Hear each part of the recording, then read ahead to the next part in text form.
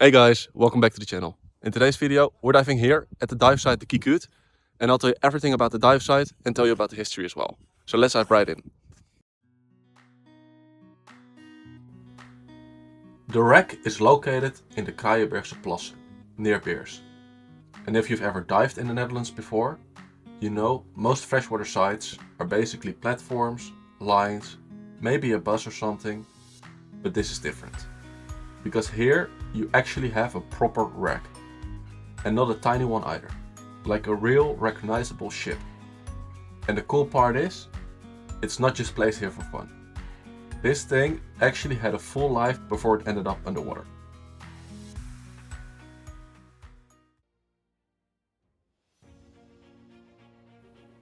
It was built around the late 1930s, and it's done a bit of everything. First dumping waste at sea, then later used for sand extraction, and after that it was more like a maintenance vessel. So it's one of those boats that's just been repurposed over and over again. And eventually, in 2021, they decided to sink it here as a dive site. Which honestly was a pretty good decision. And the lake itself has a similar story. The Kraaijenbergse Plassen were created by sand extraction, so it's not a natural lake. That's why the bottom profile feels a bit different compared to some other dive sites. You'll get these drop-offs, flatter sections, and then suddenly structure, like the wreck.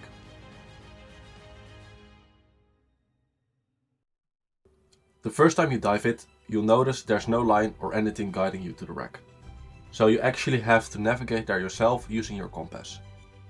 And depending on visibility, you might not see it until you're pretty close. But once you find it, the shape slowly starts to appear out of the water.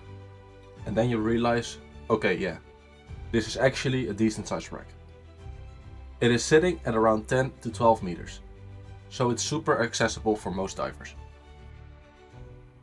And there's a few things that stand out right away. The crane on top, the shape of the deck, and also there's actually a car on top of the wreck, which makes it a bit surreal the first time you see it. Most people will just do a lap around it, and that's already enough for a full dive, especially if visibility is good. You can take your time, check different angles, swim around the structure, but there's also an option to go inside, if you're trained for it, because this is where people sometimes underestimate it. It's shallow, yeah, but it's still a wreck. If you mess up, you get sailed, you lose visibility, and suddenly it's not that chill anymore. Conditions here are very Dutch, so sometimes very nice and sometimes just zero visibility. It depends on the season, how many divers have been there, and honestly, how well people are diving. Because if a few people go through it with bad buoyancy, you'll notice immediately. So in that sense, it's actually a really good training dive.